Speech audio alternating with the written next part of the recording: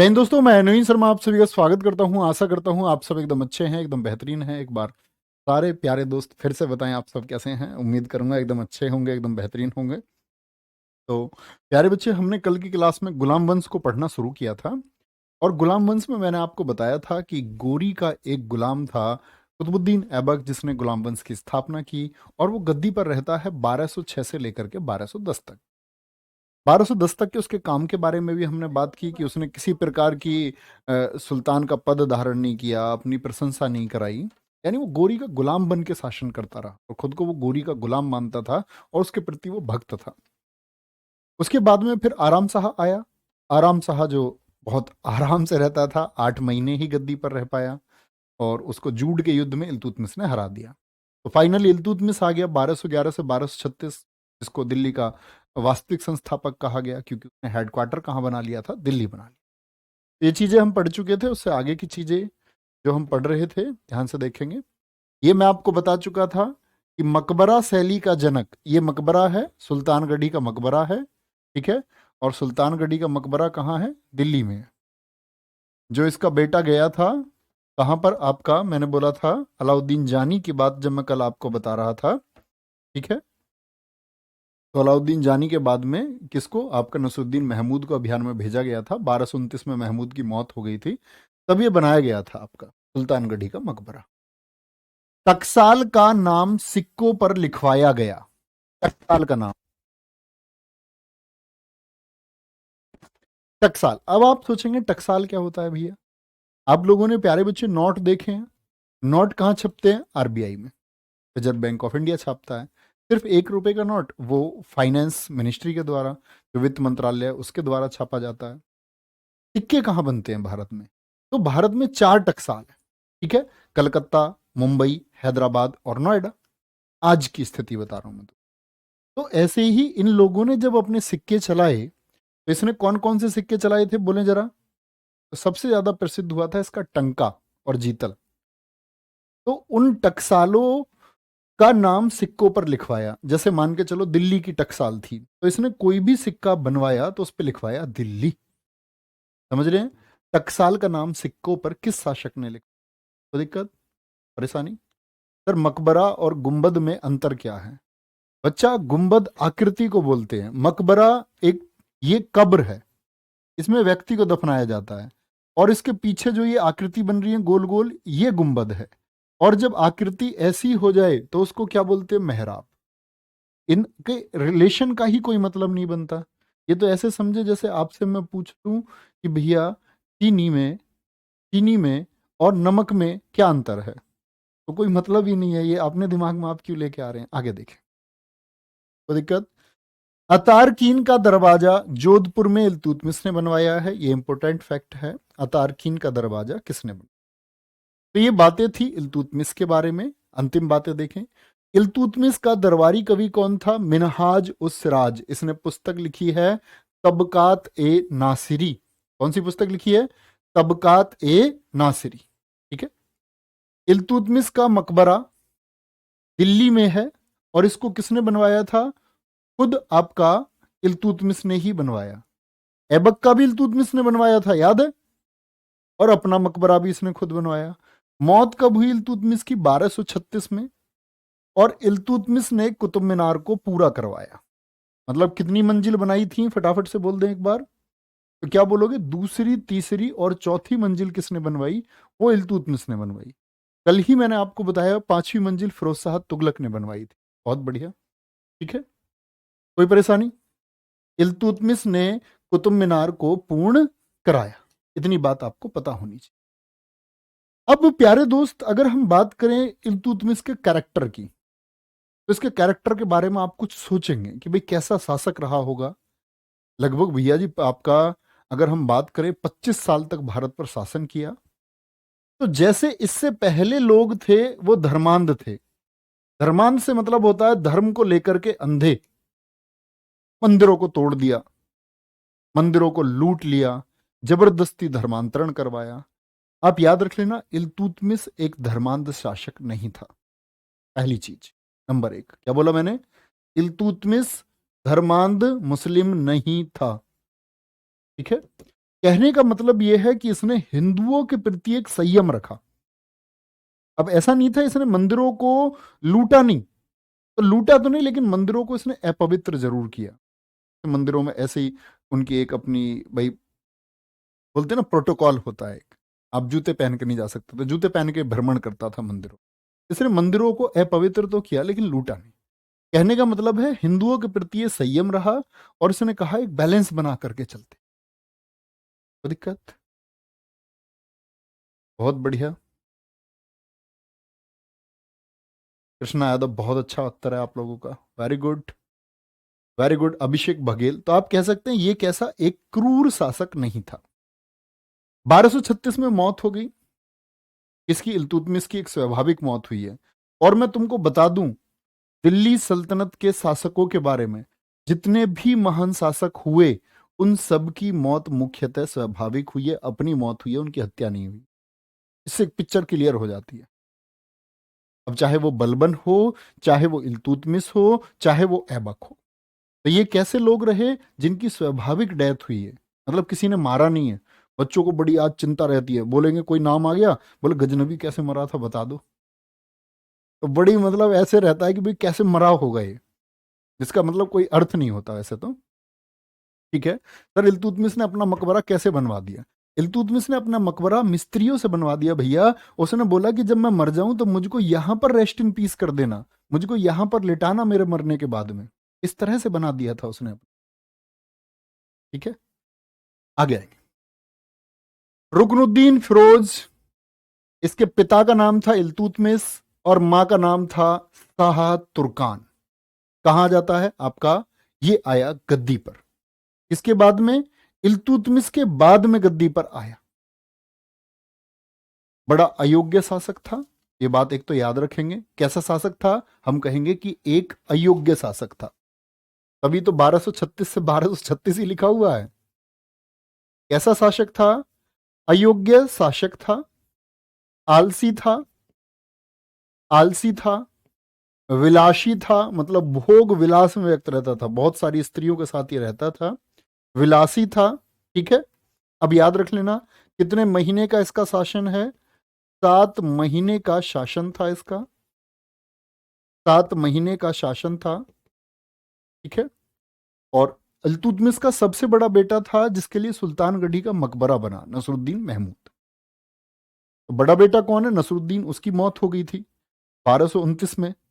तो ये है इसका सेकंड पुत्र। किसका? इल्तुतमिश का सेकंड बेटा था, ये दूसरा बेटा था, दूसरा पुत्र था। लेकिन ऐसे कहते हैं ना कि सुल्तान का बेटा सुल्तान के गुण रखे, बिल्कुल जरूरी नहीं है। ऐसा कहीं नहीं होता कि राजा के बेटे में राजा के जैसे गुण ही होंगे, एक किसान के बेटे में राजा के गुण हो सकते हैं। तो ये तो बहुत कमजोर है, लेकिन इसकी मां ये विधवा हो गई थी इल्तुतमिश के बाद में, और विधवा होने के साथ साथ में ये चरित्रहीन भी थी, इसका चरित्र भी ठीक नहीं था। तो एक चरित्रहीन महिला के हाथ में दिल्ली का शासन आ गया, और कहते हैं कि रुकनुद्दीन फिरोज जब गद्दी पर रहा तो उसके शासन पर उसकी मां शाह तुर्कान छाई रही। इतनी चरित्रहीन थी। अभी 40 सरदारों के बारे में एक बार थम्सअप करें। 40 सरदार आप जानते हैं किसने बनाए थे? ये इल्तुतमिश ने। तो इसने 40 सरदारों से ये संगठन कर लिया कि गद्दी पर मेरे बेटे को बने रहने दें, और तुम जिस तरह से शासन का प्रयोग कर सकते हो, तुम जितनी शक्तियों का प्रयोग कर सकते हो, जितना पैसा तुम लूट सकते हो, जितनी क्रूर कार्यवाही तुम कर सकते हो, तुम स्वतंत्र हो। तो 40 सरदारों को इसने फ्रीडम दे दी कि तुम कुछ भी करो, लेकिन मेरे बेटे को गद्दी पर रहने दो, इसको गद्दी से मत हटाओ। और कंट्रोल पीछे से किसने ले लिया? रुकनुद्दीन फिरोज के ऊपर कंट्रोल था शाह तुर्कान का। बड़े शौक से बैठी थी, बन गई रानी, लेकिन स्पष्ट रूप से नहीं, सामने से नहीं, पीछे, बैक एंड से, पर्दे के पीछे से। लेकिन कभी भी इल्तुतमिश ये नहीं चाहता था कि रुकनुद्दीन फिरोज शासक बने। इल्तुतमिश की हमेशा से इच्छा थी कि उसके 3 बेटों में से सबसे योग्य वो मानता था रजिया को, अपनी बेटी को, और उसने अपनी बेटी को फ्रीडम दी। और ये एक तरह से तमाचा है उन लोगों के मुंह पर जो आज 2023 में भी लड़कियों को फ्रीडम देने के लिए तैयार नहीं है। सन 1200 में इल्तुतमिश अपनी बेटी को आगे करना चाह रहा है। इसके लिए योग्यता के लिए मैंने बताया था कि आपको इस्लाम के बढ़ने का एक मूल कारण यह भी रहा है कि वहां योग्यतम की उत्तरजीविता का सिद्धांत चलता है कि जो योग्य है उसको सौंप देना चाहिए, और यही काम इल्तुतमिश करना चाहता था। तो गद्दी पर क्या हुआ, अभी तो शाह तुर्कान है, तो शाह तुर्कान के बारे में सब जगह बात चल रही थी कि एक चरित्रहीन महिला इस समय दिल्ली के शासन को चला रही है, तो लोगों में बात उठने लगी। अब रजिया सुल्तान ने एक मौका ढूंढा। जब विद्रोह दिल्ली के लिए होना शुरू हुआ और आपका सिंध की तरफ गया कौन, आपका रुकनुद्दीन फिरोज दिल्ली से बाहर गया। रुकनुद्दीन फिरोज दिल्ली में नहीं था, शाह तुर्कान दिल्ली में थी। रजिया को एक बेहतरीन मौका मिला और इसी समय रजिया आती है। कैसे रजिया आई, नमाज, शुक्रवार की नमाज का दिन था सन 1236। लाल कपड़े पहन के लोगों के सामने गई, लाल वस्त्र, रेड कपड़े। लाल कपड़ों को माना जाता है कि वो एक भिक्षा का प्रतीक है। लोगों से मांग करने गई और लोगों के सामने जाकर के उसने शाह तुर्कान के बारे में बात की कि आज दिल्ली इतनी कमजोर हो चुकी है कि इस दिल्ली का साम्राज्य एक चरित्रहीन महिला शाह तुर्कान के हाथों में है। दिल्ली का राजकोष खाली हो चुका है और कभी भी दिल्ली को कोई भी बाहरी शक्ति आकर के अपने अधीन कर सकती है। कहते हैं कि नमाज, वो भीड़ इतनी आक्रोशित रजिया सुल्तान के भाषण से हुई कि उन्होंने सीधे मस्जिद से सीधे उन्होंने शाही महल पर आक्रमण कर दिया जहां शाह तुर्कान थी। शाह तुर्कान को मार डाला। दी एंड हो गया शाह तुर्कान का। रुकनुद्दीन फिरोज कहां है इस टाइम, दिल्ली से बाहर है। रुकनुद्दीन फिरोज को पता चलता, अपने घोड़े तुगड़ुक तुगड़ुक तुगड़ुक कहता कि रजिया को मैं देखूंगा। उसको बंद कर लेते, बंदी बना लिया जाता है और उसकी कारावास में मौत हुई। फिर लगभग 2 महीने बाद उसको जहर देकर के कारावास में मार दिया। कहने की बात है, रजिया गद्दी पर तो आ गई और तुर्की इतिहास की पहली मुस्लिम शासिका बनी जो इल्तुतमिश की बेटी थी। लेकिन राह आसान नहीं थी। तुर्की जितने भी उलेमा थे, खलीफा थे, उनके दिल पे ऐसे मानो पत्थर रख दिया हो किसी ने। बोले कि एक महिला शासिका, ये 40 सरदार कह रहे कि हमें एक लड़की लीड करेगी। अब हमको एक लड़की लीड करेगी। तो जो दिल्ली सेंट्रल था, दिल्ली सेंट्रल के पास में ये 4 अमीर थे जिन चारों ने सबसे पहले विद्रोह किया। तो रजिया ने बड़ी चालाकी की और रजिया ने यह सिद्ध किया कि मैं इस गद्दी को रिजर्व करती हूं, ये मेरी गद्दी है, ये आरक्षित हो चुकी है और मैं ये करूंगी। कैसे किया उसने, यहां रजिया ने बड़ी चालाकी से काम लिया। उसने लालच देकर के इनमें से 2 सुल्तानों को मिला लिया और बाकी मैसेज फिलवाया कि बाकी 2 को बहुत जल्दी सजा दी जाएगी कि रजिया के विरोधी हैं। और ये चारों के चारों 2 तो मिल चुके और ये 2 भी डर की वजह से रजिया के खेमे में आ गए। तो रजिया की बहुत प्रशंसा हुई कि कितना, मतलब इसने मजबूत किया है दिल्ली को, लोग इसके समर्थन पर। लेकिन अंदरूनी अंदरूनी बोलते हैं ना कि भाई इन लोगों को बिल्कुल हजम नहीं हो रहा था कि हम अब क्या करें, क्योंकि 40 अमीर है ये इल्तुतमिश के टाइम से, अब इनको शक्ति चाहिए। तो रजिया के खिलाफ षड्यंत्र करना शुरू किया गया। याद रख लेना, इसके खिलाफ जो षड्यंत्र हुआ, जो कॉन्स्पायरेसी हुई, उस षड्यंत्र का नेता बना एतगीन। कौन बना, एतगीन बना, जो उस समय एक अमीर ए हाजिब था। अमीर ए हाजिब का मतलब होता था बच्चे मैनेजर, प्रबंधक। आप कह सकते हैं ये दिल्ली सल्तनत का राजा का मैनेजर हुआ करता था, प्रबंधक हुआ करता था। तो षड्यंत्रकारियों का नेता बना एतगीन, आदमी का नाम है ये, ठीक है, अख्तियारुद्दीन एतगीन नाम था हालांकि इसका, आप सिर्फ एतगीन जाने। अब एतगीन कहता है लोगों से कि भाई तुम एक स्त्री के शासन के तहत क्यों चल रहे हो, और उलेमाओं का दबाव था, एक महिला शासन नहीं कर सकती है। ये तुर्की इतिहास के लिए शर्मनाक बात है कि एक महिला को शासन करना पड़ रहा है, क्या कोई पुरुष नहीं बचा है। अब रजिया के बारे में मिनहाज उस राज का एक स्टेटमेंट सुनिए, एसएससी ने भी पूछा है। वह कौन सा इतिहासकार था, जब आप एसएससी प्रीवियस ईयर पढ़ेंगे घटना चक्र वगैरह या कोई भी किताब, तो उसमें लिखा हुआ है, वह पूछा गया है कि वह कौन सा इतिहासकार था जिसने कहा था रजिया अगर महिला ना होती तो उसका नाम भारत के महान सम्राटों में लिया जाता। ये मिनहाज उस सिराज ने लिखा है, क्योंकि इल्तुतमिश के समय का इतिहासकार कौन है, मिनहाज उस सिराज, और रजिया के समय का इतिहासकार कौन है, मिनहाज उस सिराज। तो लिख लो, रजिया को महान शासिका किसने बताया है, मिनहाज उस सिराज ने, इसकी पुस्तक है तबकात ए नासिरी।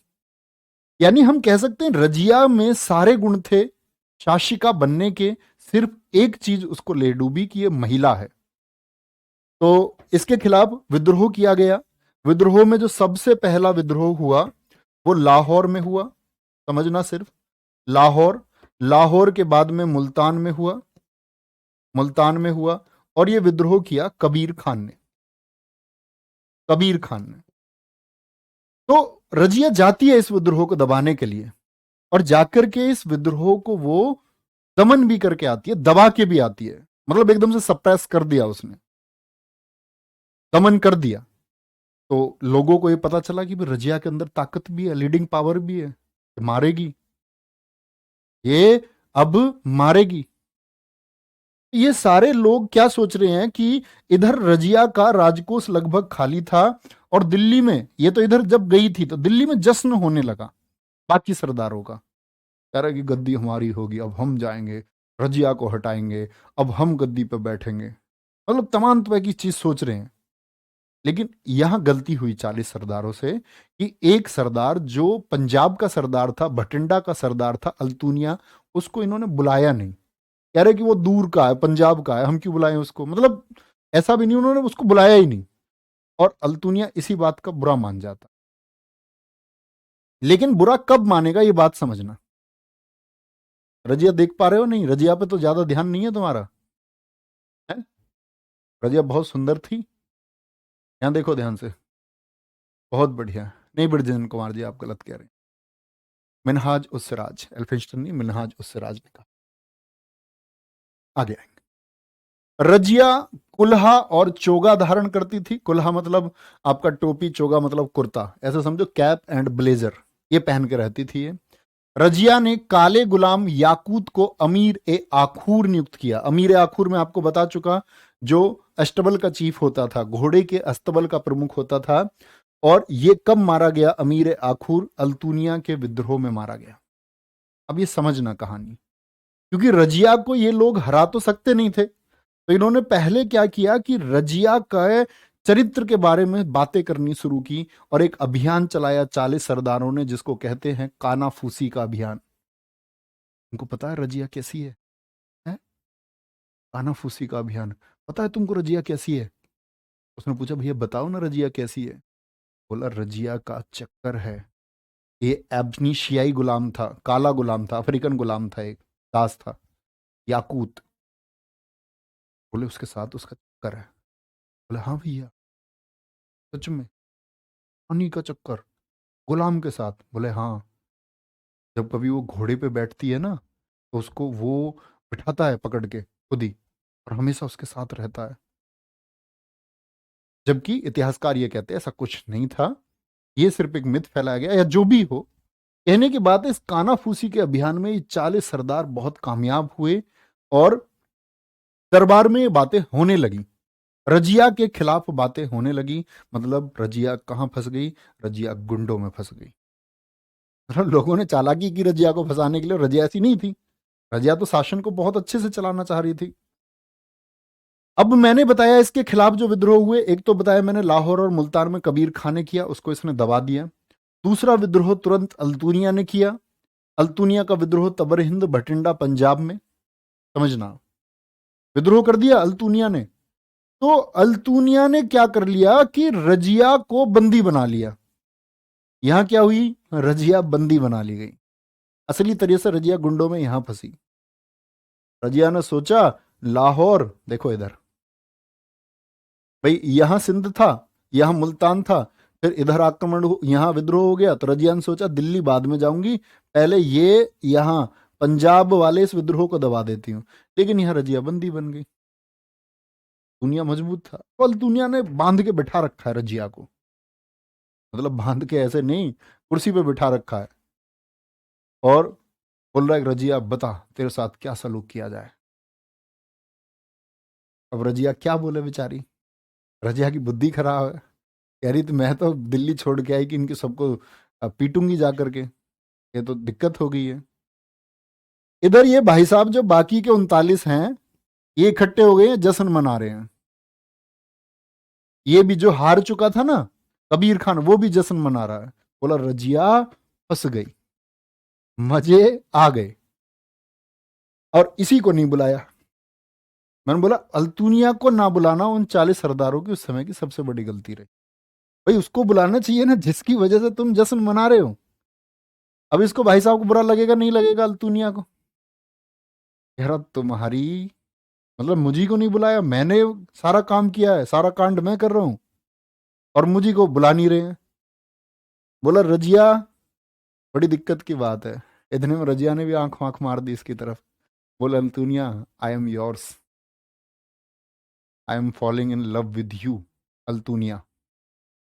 अल्तुनिया कहाँ, रजिया सुंदर थी। अल्तुनिया ने सोचा कि ये ठीक है, उसने बोला कि मैं दिल्ली की शासिका हूं, अभी तुम्हारे यहाँ आई हूं, सबको नहीं पता है कि मैं हार गई हूं, बस खबरें हैं, अफवाह है। अभी तुम मेरे साथ झंडा लेके ऊपर चलो कि मैं अल्तुनिया और रजिया सुल्तान साथ है। तुम सरदार, तुम ताकतवर, सेना तुम्हारे पास मजबूत है और दिल्ली की शासिका रजिया सुल्तान तुम्हारे साथ है, तो दिल्ली पे चल के बनो ना माई हस्बैंड, और दिल्ली तुम्हारी। यहाँ को अच्छा लगा ऑफर और सही भी था। अल्तुनिया ने कहा आई एम ओनली योर्स, मैं सिर्फ तुम्हारा हूं, तुम मेरे सपने में आती थी और मैं हमेशा से सोचता था मेरे सपनों की राजकुमारी कब आएगी, मतलब वो डायलॉग्स रहे होंगे कुछ। तो रजिया की बात है, रजिया को फिर मुक्त किया गया, ये चल दिया दिल्ली की तरफ। अब इनको देखो, अब ये मैसेज पहुंच गया उनसे पहले कि अल्तुनिया और रजिया सुल्तान दोनों आ रहे हैं, तो उनकी जितनी भी सेनाएं थी उन्होंने लगा दी कि इनको मारो। दोनों, रजिया मतलब खुद का भी नाश ले गई और साथ में अल्तुनिया का भी नाश ले गई। ठीक है, रजिया की हत्या अब जैसे ही दिल्ली पहुंची तो उल्टे भागने को मजबूर हो गई। भागी तो कहते हैं कि बहुत सारे इसके बारे में मिथ है। भागी तो एक पेड़ के नीचे आराम कर रही थी, शाही वस्त्र थे, कपड़े पहन के ऐसे लेटी हुई थी, एक किसान ने हत्या कर दी कहते हैं, देख करके लूट मार के लिए इतने शाही वस्त्र, सोती हुई रजिया की हत्या कर दी। कहने का मतलब है दोनों की अगले दिन हत्या कर दी गई। उसके बारे में स्पष्ट नहीं है कैसे हुआ, कहाँ हुआ। रजिया की तो कब्र को लेकर भी बोलते हैं कि टोंक राजस्थान में इसकी कब्र है, और आप दिल्ली जाओगे वहाँ चांदनी चौक के पास में, तो वो जो गलियां हैं चांदनी चौक में भी बताते हैं कि इसकी कब्र है, उसके लिए भी है। ठीक है, आकाश यादव कह रहे सर आपने अपना डायलॉग बोल दिया। नहीं, मेरा डायलॉग नहीं, ये हर आशिक का यही डायलॉग होता है। ठीक है, तो बहुत ज्यादा मत वही माना जाता है कि डाकुओं ने कैथल में इसकी हत्या की थी 13 अक्टूबर 1240 को। डाकू कौन है किसी को नहीं पता। कहते हैं कि वो डाकू एक किसान को कहा गया कि उसने लूटने के लिए देखा रजिया आराम कर रही थी, सो रही थी, जवाहरात वगैरह इसने पहन रखे थे, तो इसलिए रजिया की हत्या कर। बहुत बढ़िया, चलो भाई। कहने की बात है फाइनली रजिया की क्या हो गई, हत्या हो गई। और ये अभियान कौन चला रहा था बताएंगे एक बार। रजिया के खिलाफ षड्यंत्र का नेता कौन था, सारे बच्चे बोले एतगीन। तो इल्तुतमिश का एक छोटा भाई था रजिया का भाई, एक तो कौन हो गया रुकनुद्दीन फिरोज जो अयोग्य साबित हुआ। अब ये ढूंढ के लाए बहराम शाह को, बोले लड़की गद्दी पे नहीं रहेगी, बहराम शाह गद्दी पर रहेगा, इल्तुतमिश का बच्चा है। तो क्या बोलते हैं रजिया का भाई,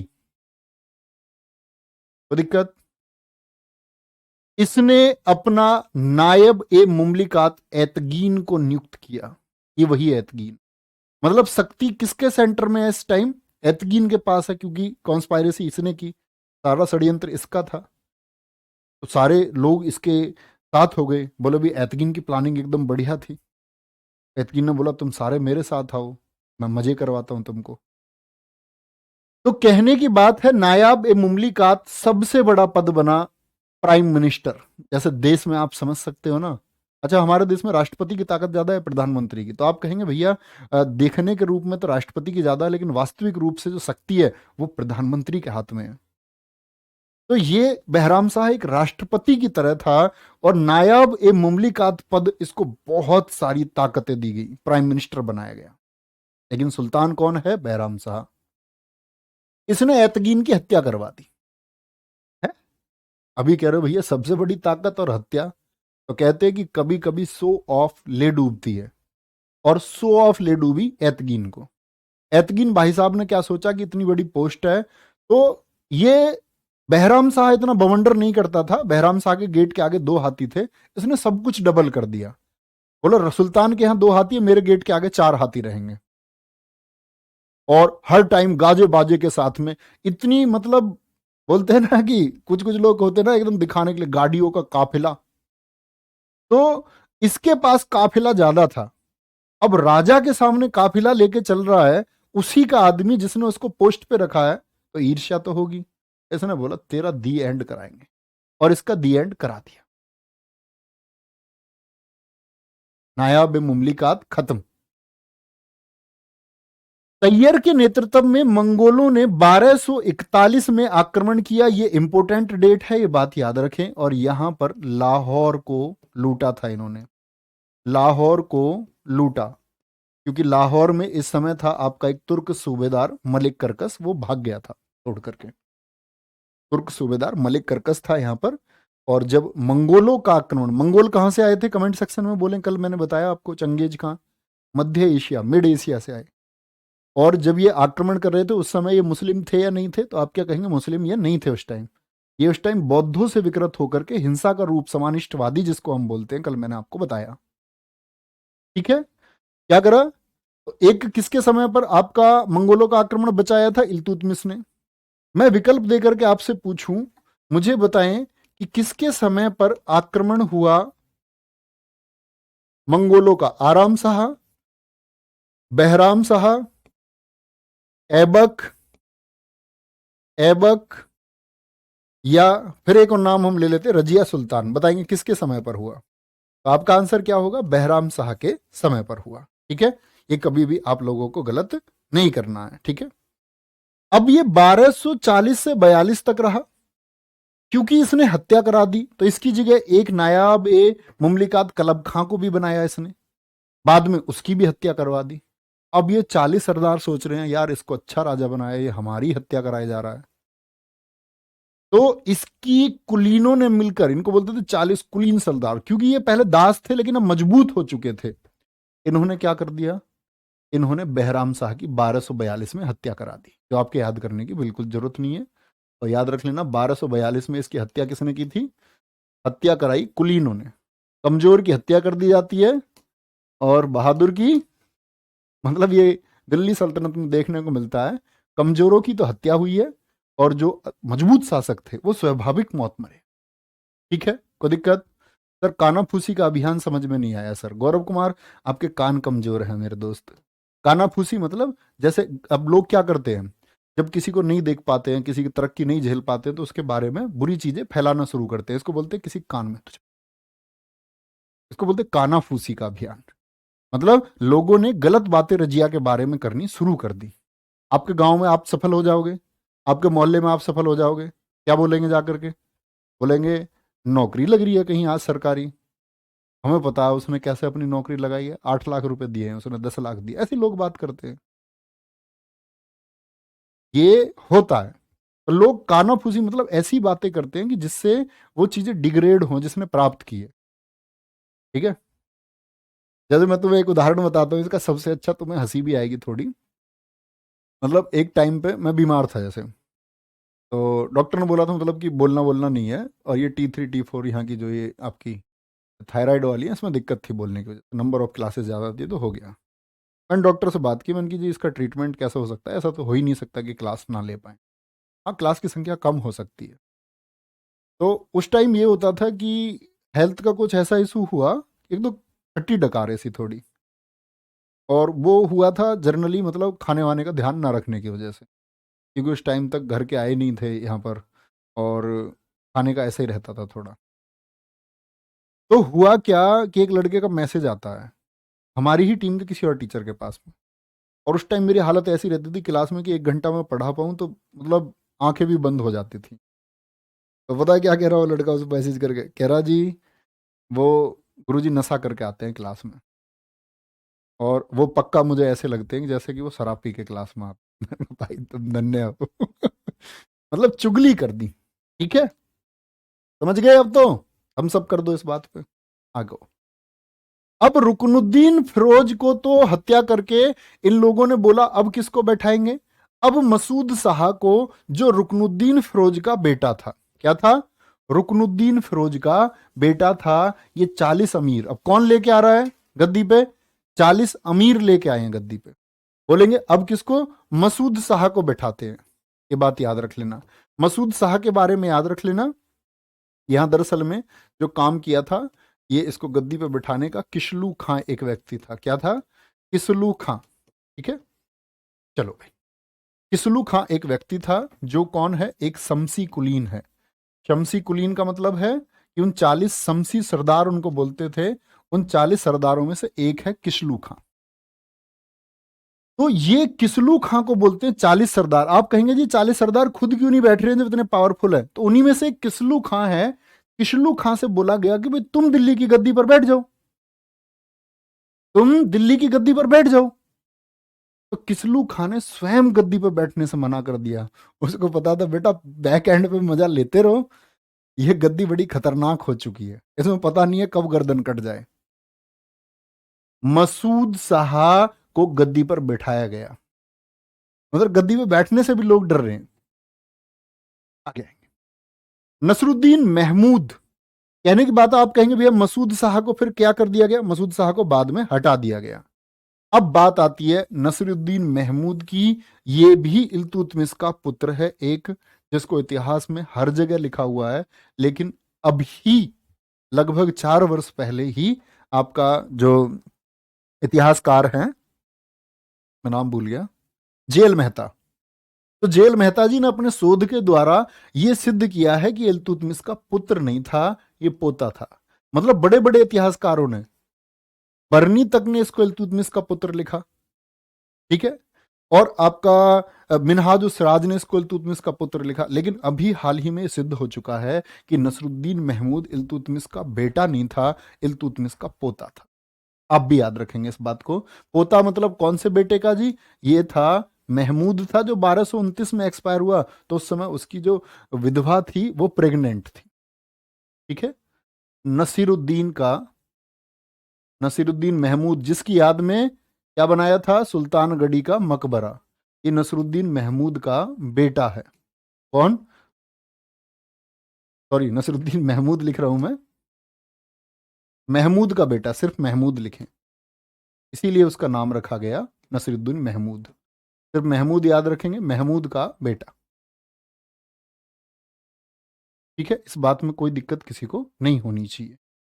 अच्छा भैया, इसीलिए इसका नाम नसरुद्दीन महमूद रखा गया अपने पिता की वजह से? हाँ। और जब ये इस गद्दी पर बैठ रहा है ना 1246 में, तब उस समय दिल्ली में नहीं था, इसको स्त्री वेश में लाया गया, दिल्ली की गद्दी पर इसको बिठाएंगे। बोलेंगे भाई ठीक है, भैया सरदार कितने बचे होंगे अब? अबे सरदार वो 40 का संगठन होता था, कोई एक नहीं होता था, वो एक 40 एक नियुक्त कर लेते थे, उसमें तो 40 ही बने रहते थे, मूर्खू। ठीक है, तो बात समझ गए, ये इल्तुतमिश का बेटा नहीं है। सल्तनत काल का औरंगजेब इसको कहा गया, गद्दी पर इसको बिठाया गया। ठीक है, ये बात याद रख लेना। तो सल्तनत काल का औरंगजेब कहने से क्या मतलब है जी? जब आप औरंगजेब के बारे में जानोगे तो औरंगजेब के बारे में आप एक बात जानोगे कि औरंगजेब अपने पर्सनल खर्चे नहीं करता था। जैसे बहुत सारे राजा थे, वो मतलब 50 पत्नी रख ली, 100 शादी कर ली, 100 बीवी हैं, हर दिन के लिए अलग वाइफ है। ठीक है, एक महीने में 30 वाइफ है, ये 30 बंद हटा दी, फिर 30 पत्नी और अगले महीने के लिए, ऐसे करते थे राजा। लेकिन औरंगजेब को आप देखोगे, औरंगजेब बहुत कट्टर है, हिंदुओं के प्रति बहुत कट्टर है, लेकिन वो पर्सनल औरंगजेब जो है वो कोई खर्चा नहीं करता। तो औरंगजेब कहां है? औरंगजेब है मुगल शासन में। ये सल्तनत काल का औरंगजेब इसको इसलिए कह रहे हैं क्योंकि नसरुद्दीन महमूद भी कोई खर्चा नहीं करता था अपने पर्सनल खर्चों पे। टोपी सीकर जीवन व्यतीत करता था, कुरान की प्रतियां लिखता था, कॉपीज लिखता था, कुरान को लिखने का शौक था इसको। और इसने सिर्फ 4 शादी की। आप कहो भैया सिर्फ 4 बोल रहे हो, दरअसल में जो मुस्लिम लॉ है उसके अनुसार एक व्यक्ति 4 शादी कर सकता है। व्यक्ति से मतलब एक पुरुष 4 स्त्रियों से शादी कर सकता है, लेकिन एक स्त्री सिर्फ एक शादी कर सकती है। ये मुस्लिम लॉ के अनुसार है, ठीक है। जैसे हिंदू लॉ है, हिंदू विवाह अधिनियम है, उसके अनुसार क्या है कि हम एक शादी कर सकते हैं अगर हमारी पत्नी जीवित है, और दूसरी शादी अगर हम करेंगे तो हमें पहली वाली से परमिशन लेनी पड़ेगी। इफ सी परमिटेड, अगर उसने परमिशन दे दी तो हम दूसरी पत्नी रख सकते हैं।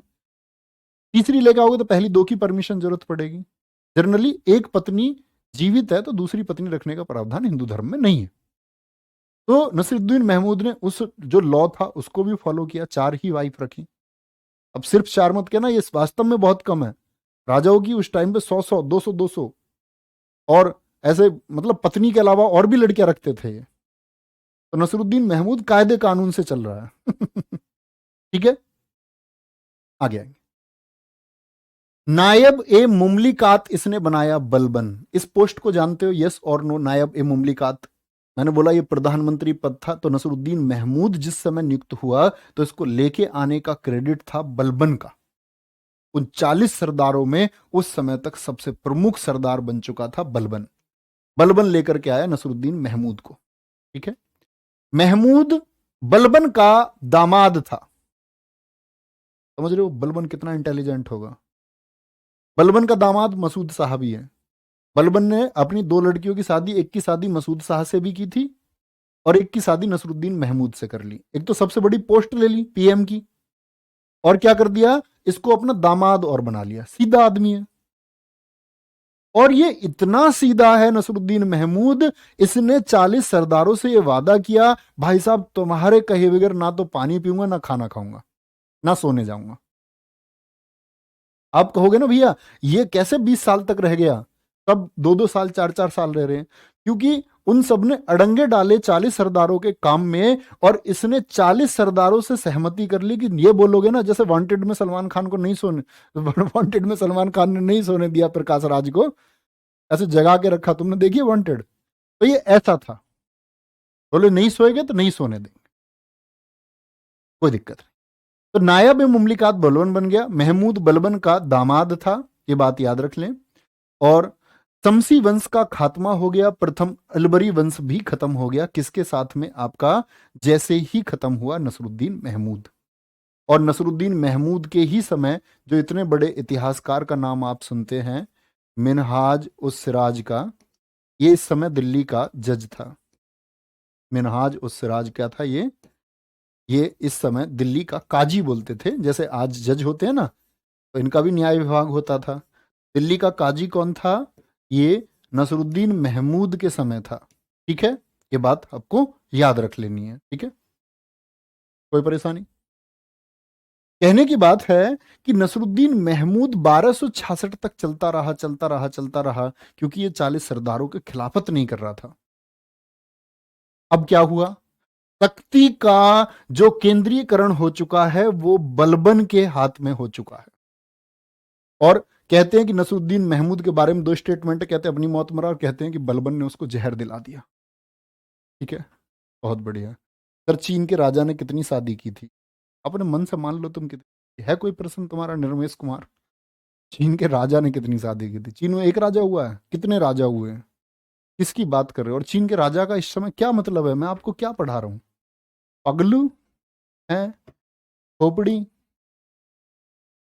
बेटा पड़ोसी की शादी होगी, बड़ी मलूक सी बहू आएगी उसकी, और तुम ऐसे देख रहे हो दूर से बैठ के। मेरी भी नौकरी लग जाती, मेरी भी शादी होती, मेरा भी अच्छा चलता। अब बच्चे कल को कहेंगे ना पापा जी फीस, अब सरकारी स्कूल में जा, अब इधर जा, अब तेरे लिए कुछ नहीं है, तब तुमको शर्म नहीं आएगी? क्योंकि जब तुम्हारे मेहनत करने का समय था तो तुम मेहनत करते नहीं हो, ठीक है। ये देखो ध्यान से। और ये एक बच्चा है कह रहा हिस्ट्री कितने दिन में खत्म हो जाएगी? हिस्ट्री पेपर के पहले दिन खत्म होगी। सब मजाक कर रहा हूँ। जब तक आपका 8-10 दिन पहले इसको खत्म कर लेंगे, भाई अभी शुरू किया है, प्लीज विनम्र निवेदन है, अभी शुरू की है। इस तरह के बच्चे जब क्लास के शुरू में आ जाते हैं कि कब खत्म होगी, मत करो ऐसी बातें। ठीक है, बोलेंगे भाई इसका। सर औरंगजेब, बहुत अच्छा क्वेश्चन था, एक बच्चे का भी ध्यान पड़ा मेरा। सर औरंगजेब को क्यों नहीं कहते नसरुद्दीन महमूद? नहीं, ये सल्तनत काल का है, क्योंकि औरंगजेब नसरुद्दीन महमूद की तुलना में एक बड़ा शासक है। तो प्यारे बच्चे, बड़े शासक से छोटे की तुलना की जाती है हमेशा, ये याद रख लेना। जैसे हम बोलते हैं कि समुद्रगुप्त भारत का नेपोलियन, नेपोलियन एक बहुत बड़ा शासक है यूरोप में, समुद्रगुप्त उसकी तुलना में एक छोटा शासक है, इसलिए उसको बोलेंगे भारत का नेपोलियन। ठीक है। आगे आएंगे। इसके लिए बहुत कंफ्यूजन होता है बच्चे को, 1265 से 87। तो ये वर्ष कभी भी नहीं पूछे जाते हैं, इसको 65 भी बहुत जगह लिखा होता है, इतिहासकारों के अनुसार भी इसको 65-66 लिखा जाता है, तो वो एक ही बात है, जबकि सही डेट क्या है, वो 66 है। बलबन, इसका शासनकाल द्वितीय इलवरी वंश की शुरुआत माना जाता है। तो मैंने आपको क्या बताया, प्रथम इलवरी वंश कहां से है, याद रखना। ऐबक जो था, ऐबक के वंश को कहा जाता है जो 1210 से लेकर के और 11 तक था, ऐबक और आराम शाह। इसको बोलते हैं हम कुतुबी वंश। क्या बोलते हैं इसको, कुतुबी वंश। फिर आया आपका इल्तुतमिश यहां से, और इल्तुतमिश से लेकर के, यानी इल्तुतमिश कब से आता है आपका, 1211 से लेकर के और 1266 तक, यानी ये है आपका फर्स्ट इलबरी, क्योंकि इल्तुतमिश इलबरी जाति का था। ठीक है, और इलबरी जाति का ही है बलबन। तो बलबन कह रहा है कि हम वो वाले इलबरी नहीं है, हम अलग इलबरी हैं, we are the different Ilbari. अलग इलबरी अपने आप को मानता है, इल्तुतमिश की इलबरी जाति का नहीं मानता। तो यहां से इतिहासकारों ने कहा है कि ये द्वितीय इलबरी वंश था। ठीक है, जिसको बलबन के नाम से हम बलबनी वंश भी कहते हैं। बलबन का पूरा नाम था गयासुद्दीन बलबन। और समझना तुम, दुनिया में कोई ताकत है, बलबन कितनी ताकत है ये समझना। यह किसका गुलाम था, इल्तुतमिश का गुलाम था, छोटा सा आदमी था, 3.5 फुट का। इसको बाजार से खरीद कर लेके आया कौन, इल्तुतमिश। बोला कि ये घोड़ों के नीचे से भी सफाई कर देगा, घोड़ों के नीचे पहुंच के घोड़ों को साफ कर देगा, इतना छोटा बलबन है। बोला ना कि ये हट्टे कट्टे जो आपके वो होते थे दास, उनको तो ये खरीदते ही थे मजबूत दास को, युद्ध में काम आएंगे। ये छोटे वोटे अपनी जरूरत के हिसाब से, पतला है ठीक है, इसको सुरंग खोदेंगे, यहां घुसा देंगे, ऐसे समझो ध्यान से। यह इल्तुतमिश का गुलाम था, और इसका वास्तविक नाम है बहाउद्दीन, सच का नाम। इसकी उपाधि है उलूग खा, और यह उपाधि दी थी इसको महमूद ने। उलूग खा मीन्स कि बड़ा दयालु, बड़ा महान व्यक्ति। तो नसरुद्दीन महमूद का ये ससुर है, तो नसरुद्दीन महमूद अपने ससुर की तारीफ कर रहा है, कह रहा है कि महान है हमारे ससुर जी। ऐबक, ऐबक नहीं सॉरी, बलबन महान है। ठीक है, कोई दिक्कत इस बात में? तो ये बलबन का कॉमन इंट्रो है। क्या है, बलबन का ये कॉमन इंट्रो है। अच्छा, एक चीज रहेगी, जैसे मैंने यहां नाम बोला उलूग खां, इसकी एक उपाधि और कही जाती है जिल्ले इलाही, ये भी नोट कर लें, जिल्ले ए इलाही। अब यहां से मजा आएगा बात में। जिल्ले इलाही का मतलब होता है ईश्वर की छाया, और समझना बात को, ईश्वर की छाया। अब क्योंकि बलबन एक पोस्ट मिली थी बलबन को, नायब मुमलिकात, किसके टाइम पे, नसरुद्दीन महमूद के टाइम पे। तो नसरुद्दीन महमूद गद्दी पे कब बैठा था, 1246 से लेकर के 1266। तो 46 में ही इसने सेटिंग कर ली महमूद से। सेटिंग मींस कि नायब मुमलिकात पद मुझको मिलेगा, मैं बैठा रहा हूं तुमको, तो ठीक है। लेकिन ऑफिशियल घोषणा होती है नायब मुमलिकात पद की 1249 में, ये समझे बस, सिर्फ बैकआउट पर्दे पीछे की बात है। तो 1249 में जब घोषणा हुई, तो बलबन को देखते हुए लोग समझ गए बेटा ये हालत खराब करेगा। तो बलबन का विद्रोह हुआ। एक व्यक्ति था रेहन, उसने बोला नायाब मुमलिकात नसरुद्दीन महमूद मुझको बनाओ। बलबन तुम्हारे खिलाफ षड्यंत्र कर रहा है, खुद को मजबूत कर रहा है और एक दिन तुमको गद्दी से हटा करके तुम्हारा गला काट देगा। वो बातों में आ गया रेहन की बातों में नसरुद्दीन महमूद, और एक बार बलबन को नायाब मुमलिकात पद से हटाया गया था, लेकिन वो रेहन खुद चापलूस था, और वो जब अयोग्य साबित हुआ तो नसरुद्दीन महमूद ने फिर वापस बलबन को बुलाया था। बोले Balban please come back, you are welcome. तो बलबन मतलब ये सिद्ध हो चुका था कि बलबन के अलावा नायाब मुमलिकात कोई नहीं होगा। अब समझा बात, समझे। जिल्ले इलाही ईश्वर की छाया, तो बलबन ने कहा मैं ईश्वर की छाया हूं। ईश्वर के बाद अगर कोई ताकत है इस दुनिया में तो वो बलबन है, और कोई नहीं है। इस पूरी धरती पे कोई नहीं है, सिर्फ बलबन सबसे बड़ी ताकत है। ईश्वर के बाद खुद को बोल रहा है कि मैं हूं। कभी कभी अपन को लगता है अपन भगवान है, ऐसी वाली फीलिंग आई किसको? बलबन को। अब बलबन ने सोचा बेटा अब तो छोटा सा आदमी है, खौफ तो बनाना पड़ेगा। तो बहुत सारी कह रहा कि खुदा के बाद मैं हूं, नियाबत एक खुदा ही खुद को कह देता है। खुदा के बाद अगर कोई है तो वो सिर्फ मैं हूं। अब बलबन का समझो एंट्री कैसे हुई थी। बहराम साहब 1200 शासनकाल, आप बताओ इसका कब से कब तक है बहराम साहब? 1240 से 42। तो इसके समय पहले तो इसको खरीदा था इल्तुतमिश ने बलबन को, तरक्की हुई, अमीर आखूर बना उसी के समय इल्तुतमिश के, काम करता गया। फिर अमीर शिकार बना, शिकार विभाग का प्रमुख बहराम शाह के समय पर। अमीर ए आखूर, ठीक है, अस्तबल का प्रमुख, ये किसके समय पर बना था? ये सॉरी मैं इल्तुतमिश बोल रहा था, मसूद शाह के समय पर ये बना था। ये मसूद शाह के समय पर, किसके समय पर बनता है? मसूद शाह के समय पर ये बना, ठीक है। लोह एवं रक्त नीति मेवातियों के खिलाफ इसने अपनाई, मेवातियों के खिलाफ, बड़ा इंपॉर्टेंट है। अब आप कहेंगे भैया ये लोह और रक्त नीति थी क्या? दरअसल में प्यारे बच्चे, ये जो नई दिल्ली का क्षेत्र था इसके पास, ये राजस्थान की तरफ ये मेवात क्षेत्र है। तो ये जो मेवात के लोग थे ये दिल्ली में इतनी लूट करते थे, मतलब ये समझो कि बलबन के महल के नीचे लूट करके चले जाते थे, लोगों को थपड़ा के चाटे मार के सामान लूटा और गायब। बड़े लुटेरे थे, लोगों की घर की दीवारें फोड़ दी, उसमें कुमल किया, थोड़ा सा सामान लूटा, गायब। और इतना लोगों को परेशान करते थे कि जो पानी लेने तालाब से जाते थे तो कुछ नहीं मिलता तो उनको नंगे भेजते थे कि जाओ तुम दिल्ली में अपने घरों को। मतलब सबसे नालायक थे उस समय ये लूटपाट करने में। बलबन को बात पता चली, बोला बलबन तेरे महल के नीचे लूट हुई, मेवातियों ने की। तो 3000 अफगान, और मेरा ये स्टेटमेंट याद रख लेना, आगे मैं तुमसे पूछूंगा 3000 अफगान किसके टाइम पे आए थे। बलबन ने बोला 3000 अफगानी जो सबसे ज्यादा बलशाली और शक्तिशाली हो वो मुझे चाहिए। और मेवातियों के खिलाफ, क्योंकि दिल्ली के पास जंगल बहुत थे, इसने सारे जंगलों को कटवाने का आदेश दिए, पुलिस चौकी बनवाई और बोला जितने भी मेवाती हैं इनकी हत्या कर दो, इनके बच्चों की हत्या कर दो, इनका नामो निशान नहीं बचना चाहिए। और उन 3000 अफगानों ने लगभग 2 महीने तक रक्तपात किया।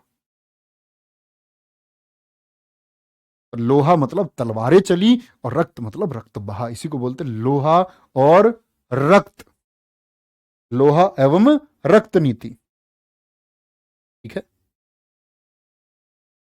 आगे आएंगे।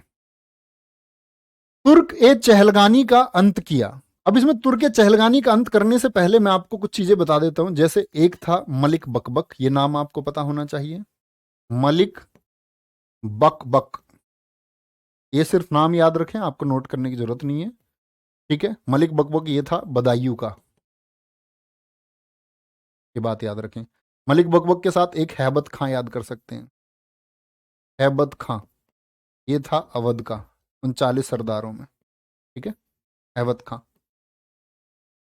अब समझो ध्यान से, इसने तुर्क के चहलगानी का अंत किस तरह से किया। तुर्क के चहलगानी समझते हैं ना? तुर्क के चहलगानी किसने बनाई थी, कमेंट सेक्शन में बोले एक बार। तो इसने बोला कि तुम लोग बाहर से मंगोल आक्रमण होते रहते हैं, तुम भैया तुम भारत की सीमा की रक्षा करो बाहर से जाकर के। दिल्ली से बहुत दूर इन्हें भेज दिया, किसी को कहीं किसी को कहीं, अलग अलग कर दिया, सबको अलग अलग। मतलब उनकी ताकत थी ना एक जगह होने की, तो उस ताकत को तोड़ना चाह रहा है। अब क्या करता है कि एक व्यक्ति है जो बदायूं, यूपी के बदायूं में गवर्नर है मलिक बकबक, वो आक्रोशवश किसी एक व्यक्ति की स्थानीय अपने वहां एक व्यक्ति की हत्या कर देता है। और बलबन ने अपने गुप्तचर, एक गुप्तचर विभाग था इसका, वरीद जो इन्हें लोग बैठाए थे, स्पाई जासूस इसने छोड़ रखे थे कि मुझे इन 40 की जासूसी चाहिए। तो इसको खबर मिलती है कि मलिक बकबक ने किसी एक व्यक्ति को मार दिया है, तो इसने मलिक बकबक को कौड़ों की सजा लगवाई। और कहते हैं कि ऐसे 500 कौड़े मारे गए कि एक कौड़े से हड्डी दिख जाती थी। कौड़े का मतलब बनाए जाते थे वो मोड़ मोड़ करके, आप जानते हैं कौड़े के बारे में, ऐसे कौड़े बजाए जाते थे पहले दासों में। तो कहीं एक कौड़ा लग जाए तो अंदर का सफेद मांस दिख जाए। ऐसे 500 कौड़े मलिक बकबक को इस चीज के लिए मारे गए, और उन्हीं घावों की वजह से मलिक बकबक मर गया। अब इसको खबर जासूसों को देनी थी, तो जो जासूस प्रमुख इसने नियुक्त किया हुआ था बदायूं में, उसने खबर नहीं दी टाइम से, खबर मिली कहीं और से। तो जिसको खबर देने के लिए इसने बिठाया था कि तुम मलिक बकबक के बारे में सब कुछ बताओगे, तो वो टाइम से खबर नहीं पहुंचा पाया, तो उसको बदायूं के गेट पे इसने जिंदा लटकवाया, फांसी दे दी। मतलब खौफ बना रहा है अपना, खौफ, लोग डरे मुझसे। हैबत खान, इसने एक व्यक्ति का कत्ल कर दिया अपने यहां अवध में, इसको सजा दी गई और इसको इतना पीटा गया और बोला गया कि इसको इसकी विधवा जो इस व्यक्ति को इसने मारा, इसकी विधवा को सौंप दो और विधवा निर्णय लेगी। इसको भी 500 कौड़े लगवाए हैबत खान को। तो कहने की मतलब है कि इसने सबकी छोटी छोटी कमियों के लिए या किसी की बड़ी कमी के लिए इसने इस तुर के चहलगानी का सत्यानाश कर दिया, खत्म। राहुल गांधी वाला आता है ना, खत्म। सिजदा, झुकना, पाबोस चूमना और नौरोज उत्सव इसी ने शुरू किए। सिजदा मतलब बोला दरबार में जितने भी तुम लोग हो ना, सारे जैसे ही बलबन आएगा सामने झुकोगे और बलबन के पैर चूमोगे। नौरोज उत्सव है, ईरानियों का एक त्योहार है, इसको शुरू किया गया। ठीक है, अब बात थी, अब ऐसा नहीं कि सिर्फ ये दो प्रथाएं हैं, इसके पीछे की कहानी भी है। बलबन जब दरबार में है तो कोई बीच में नहीं बोल सकता। बलबन जब दरबार में बैठा हुआ है तो कोई बैठा हुआ नहीं रह सकता, सब खड़े होकर सुनेंगे बलबन की बात को। दरबार में बलबन के सामने कोई हंस नहीं सकता। और बलबन ने यह नियम बनाया कि मेरे सामने किसी की मुस्कान नहीं आनी चाहिए, और ना खुद मुस्कुराता था। समझ रहे हो आप, कि ना तो स्माइल, ऐसा नहीं नवीन शर्मा की तरह स्माइल कर दे, नहीं, ना तो स्माइल कोई करेगा ना वो खुद करेगा। खौफनाक रूप अपना भेष बना करके छोटा सा आदमी दरबार में आता, रात को रोता, कमरे में बंद हो गए, रात को लोग खौफ में रहते, भैया बलबन से मुक्ति दे दो, कैसे ही बस बलबन से मुक्ति दे दो। तो रोने के लिए, उसका मतलब जीवन के लिए रोता था कि मेरा जीवन कैसा रहा, छोटी हाइट, क्रूप बलबन था, बदसूरत था बहुत, अपने पुराने समय के लिए रोता था। तो क्या बोलोगे, इसने पहली बार गैर इस्लामिक प्रथा दिल्ली सल्तनत में लागू की। गैर इस्लामिक प्रथा यानी कि ये जो है ये ईरानियों का त्योहार था, ठीक है, नवरोज, इसको हम बोलते हैं कि पारसी त्योहार है। तो पारसी का मतलब मुस्लिम तो नहीं है, तो ये कैसी हो गई, नॉन इस्लामिक सिस्टम हो गया, नॉन इस्लामिक प्रैक्टिस हो गई कोई, जिसको लागू किया गया। तो दिक्कत, नौरोज बोलते हैं ना, इसका सही नाम नौरोज है, इसको कई जगह आप लोगों को नवरोज भी मिलेगा, एक ही बात होती है। नवरोज त्योहार इसका त्योहार है, पारसी ईरानी लोग इसको मनाते हैं। चलो भाई, फारसी पद्धति में इसने दरबार का गठन किया। किसमें, फारसी पद्धति में। फारसी पद्धति से मतलब था कि इसने सिर्फ तुर्क लोगों को वरीयता दी, इसने किसी हिंदू व्यक्ति को सामने नहीं आने दिया। जैसे अमरोहा है ये उत्तर प्रदेश में, सुनना तुम, तो अमरोहा में एक व्यक्ति था कमल मैया, जिसकी नियुक्ति होनी थी सूबेदार पद के लिए, तो बलबन ने सिर्फ ये कह करके मना कर दिया कि भाई ये व्यक्ति एक कन्वर्टेड मुसलमान, यानी हिंदू से मुसलमान बना, इसीलिए इसको नहीं पोस्टिंग देंगे। ठीक है, तो फारसी पद्धति इसी को बोलते हैं कि इसमें दरबार का गठन किया गया। तो बलबन ने सब कुछ ताकत से इकट्ठा किया, नहीं तो बलबन जिस टाइम बलबन को पोस्ट मिली थी ना, तो राजकोष एकदम खाली था, बलबन के सामने बहुत समस्या आई थी उस समय। बलबन ने ये सब कुछ लागू किया। सैनिकों के लिए नगद वेतन की व्यवस्था की। बहुत बार बच्चे इस बात को गलत कर देते, कहते हैं कि भैया नगद वेतन के लिए हम अलाउद्दीन खिलजी को पढ़ते हैं। जबकि ऐसा बिल्कुल ठीक आप लोग पढ़ते, लेकिन यहां थोड़ा ध्यान देना। मुझे बताएं, इक्ता प्रथा किसने शुरू की थी? फटाफट से। इक्ता प्रथा, इक्ता प्रथा यानी कि जमीन का टुकड़ा, ये किसने देना शुरू किया था सैनिकों को? तो आप कहेंगे भैया इल्तुतमिश ने इसको शुरू किया था। इक्ता प्रथा किसने शुरू की थी दोस्त? इल्तुतमिश ने शुरू की थी। लेकिन इल्तुतमिश कब था? 1236 में इल्तुतमिश ही खत्म हो गया, और बलबन है उसके लगभग 30 सालों के बाद में, लगभग 40 साल बाद में बलबन शासन कर रहा है। तो जिनको ये जमीन का टुकड़ा मिला था, तो जमीन का टुकड़ा किसको मिलता था? जो सैनिक होते थे, जो सैनिक सेवा देते थे। लेकिन बहुत सारे लोग अब ऐसे हो गए थे, उनके पिताजी सैनिक थे, लड़का सैनिक सेवा नहीं दे रहा था, वो अपना कुछ काम कर रहा था, लेकिन इक्ता उनसे वापस नहीं ली गई थी किसी से।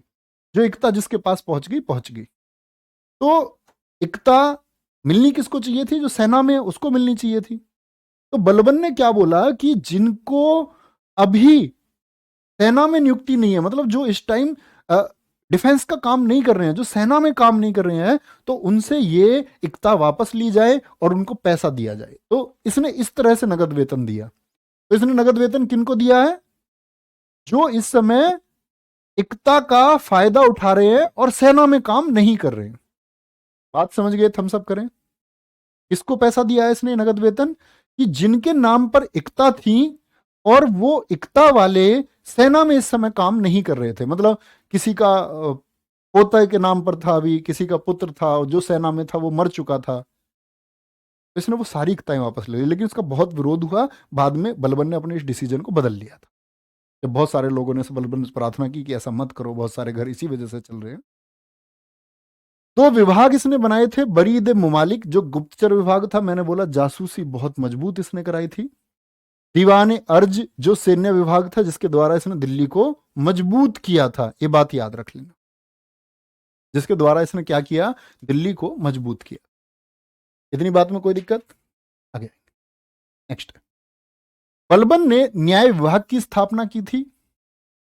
बलबन के समय 1279 और 1285 में मंगोल आक्रमण हुए, बहुत पूछा जाता है।